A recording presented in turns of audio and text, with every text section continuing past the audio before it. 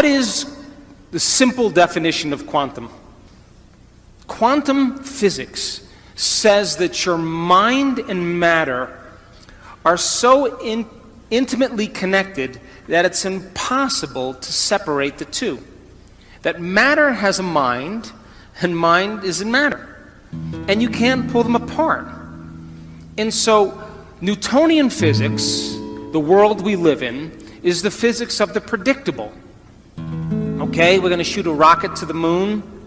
We need to know the distance, we need to know the speed, and because we can figure out all of those elements, we could say that Newtonian physics, we can predict where we're going. We can predict how much time it takes. But the quantum model of reality is about the unpredictable. It's about this place of uncertainty. And so in quantum physics, it's amazing because when they started studying the very tiny particles in atoms, like electrons and photons, they expected that those particles would behave like planets rotating around the sun, predictably, but they don't. They respond to mind. And so now, all of a sudden, the quantum physicist comes along to measure the electron. And the electron goes from a wave of possibility, and all that energy collapses into a particle, and it's called collapsing the wave function. They turn their back and no longer look and observe the electron, and it turns back into energy. So mind is affecting matter. So, I have drank martinis with quantum physicists till sunrise, hundreds of times. And they always say, well, the observer effect works really well for the tiny, small subatomic particles, but not for the very large. And I always say the same thing to them. Yeah, the observer does work for the very tiny and not for the very large. But what if we're poor observers? What if we can get better at observation? In other words, if you wake up every morning and you do the same thing that you've been doing for the last 10 years, then you're caught in the predictable world of Newtonian physics. And if you're doing the same thing over and over again, we can take your past and lift it up and set it on your future, and it's going to be exactly the same. So then if you're viewing your life from the same level of mind every single day, then you are collapsing the same possibilities into the same reality.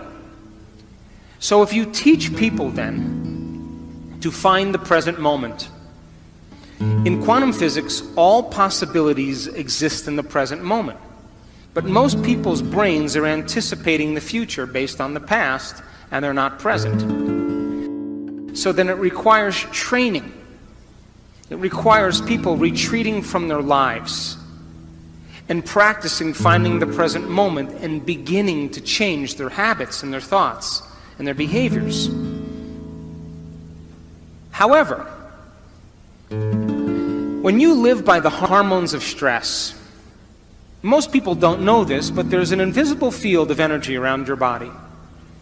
And when you react to someone or something, you draw from this invisible field and you turn it into chemistry. And the field around your body shrinks. How do I know? I measured it. And now you're more matter and less energy. You're more particle and less wave. And most people then, when you are matter trying to change matter, you always try to force the outcome. You try to control the outcome. You try to predict the outcome. And people then get competitive, or they hold on, or they manipulate, or they cheat, or they steal, because that's the only way they can get what they want. But the quantum model of reality, when you are truly in the present moment, and we've measured this in brain scan after brain scan, you forget that you're a woman. You forget your name, you forget your age, you forget your culture, you forget your past, you forget your future, you forget that you have a body, you forget that you have parents. When you're truly in the present moment, you go from putting your attention on your body, your environment, and time, to becoming nobody. one, no thing, no where, in no time. You become a thought alone in possibility. And if you are going to heal your body by thought alone, or change something in your life by thought alone, then you have to become thought alone. And teaching people how to linger in this place of the unknown is what begins to change their energy. We also measured when a person begins to open their heart and they can begin to sustain an elevated emotion. They begin to broaden the magnetic field around their body to 9 meters wide. Now they're more energy than matter.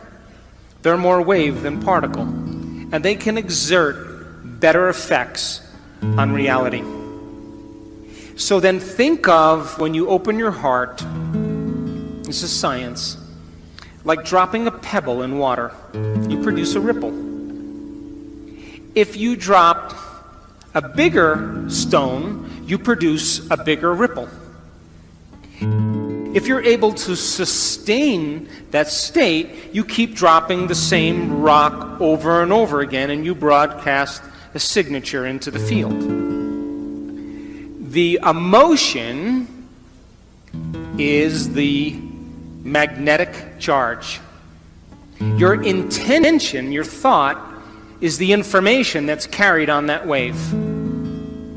And when you combine a clear intention with an elevated emotion, you begin to produce an effect on matter. You see, the thoughts that you think are the electrical charge in the quantum field.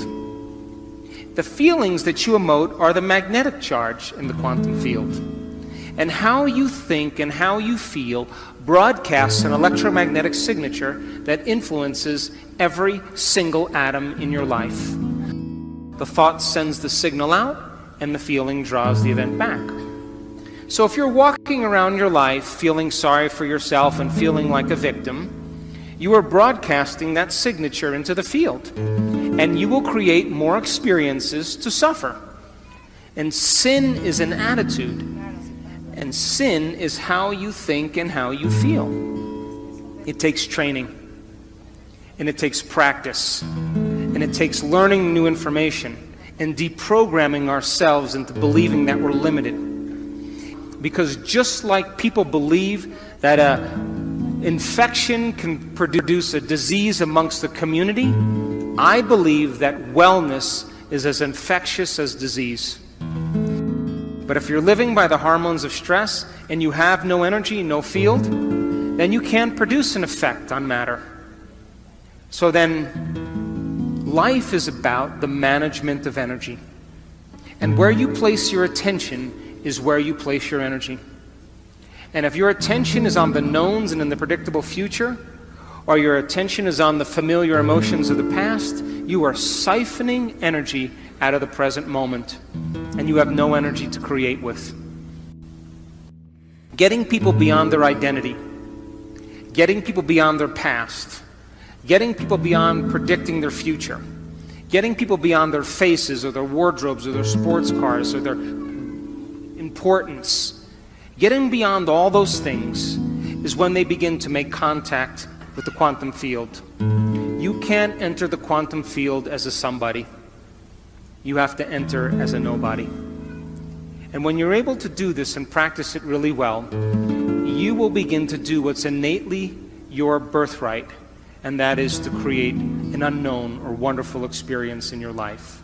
So it just takes practice in order to do it.